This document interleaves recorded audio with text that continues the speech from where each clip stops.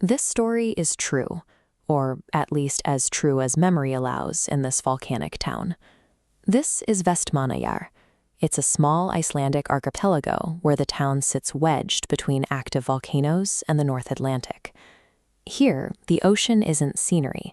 It's an environment that completely dictates the terms of your existence. For the men in this family, the career paths were rigid. You either went to sea, you went into computers, or things you weren't soused to. Often, you did all three. In a place like this, the sea acts like a local landlord with a violent streak.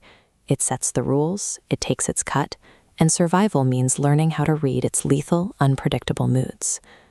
In 2001, a young man named Omar was working the freezing, slippery deck of the Berge, a commercial fishing vessel battling the winter swells. His deckmate was Gudlaugur. In Iceland, Gudlaugur is a legend, the man who survived a shipwreck in 1984 by swimming for 6 hours through freezing water after his vessel capsized. Gudlaugur survived the sinking of the Hellisei. Omar stood next to him on the Berge, knowing his own Uncle Albert died on that exact ship. The pattern goes deeper. 8 years earlier, Omar's grandfather was lost when the Sjórinn vanished in a winter storm. Standing on these decks isn't just a job. It's standing in the center of a generational web where the salt water eventually claims almost everyone. While the sea takes the men in a violent instant, the real endurance test happens on dry land. Amma Anna was the matriarch of the family. She was the one left to absorb decades of collateral damage without ever losing her composure. Her life was a study in cold math. Over 47 years, she lost 2 husbands, 2 sons, and 4 out of her 5 siblings to the ocean. She didn't manage this with sentiment. She survived through Icelandic grit, cooking, knitting, and stating brutal facts exactly as they happened. The sea provides a quick exit for the men, but it leaves the women to manage a lifetime of accumulated silence and empty chairs. While Anna's memory remained sharp, Omar's other grandmother, Amma Didi, faced a different kind of erosion.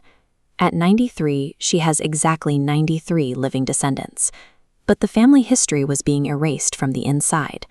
She has Alzheimer's, a progressive brain disorder that destroys memory and thinking skills. The ledger was full of names, but she could no longer read them. Her daughter Sophia became the family's caretaker. She spent her days visiting the matriarchs, using humor to bridge the gap between those who remembered everything and those who remembered nothing. The family was trapped between 2 inescapable forces, the ocean that takes the body and the genetics that slowly dismantle the mind. In 2001, Omar found a deadpan way out. He was supposed to go to sea on the Snorri Sturluson, but he simply didn't show up. He chose a local festival over the fishing grounds, effectively self-firing from a career he'd grown to hate. He realized that surviving this town meant moving from physical labor to systems analysis. He had to stop fighting the water and start monitoring the variables. He started by reading the mechanical signals of ship engines. Then he moved to computer networks, and finally to complex datasets. By leaving the deck for the database, Omar was learning to spot patterns in the noise, the kind of invisible signals that had been dismantling his family for generations. In 2020, the biological pattern repeated. Omar's father, Magnus Ern, died of Alzheimer's at 63. Omar applied the same scrutiny to his father's medical logs that he used for server uptime. He found an unmonitored metric.